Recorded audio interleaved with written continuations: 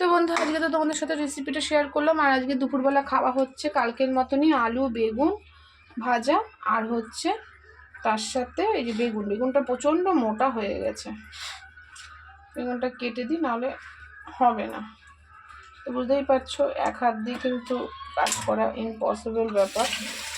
তো এই ভাজা করব গরম গরম, আর ভাত খেয়ে নেবো আমরা। তো যাই হোক, কেটে নিলাম, কেটে ধুয়ে পরিষ্কার করে নিয়ে রেখে দিলাম। आके तेरी बाहों में खुशियाँ तमाम है, तू जो आया जिंदगी में खुदा का ही नाम है।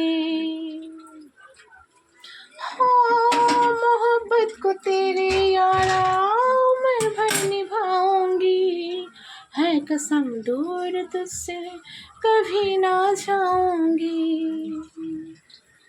प्यार में बेवफा बन तो ना जाओगे, तू मुझे छोड़ कर उड़ तो ना जाओगे, कहीं बन कर हवा बन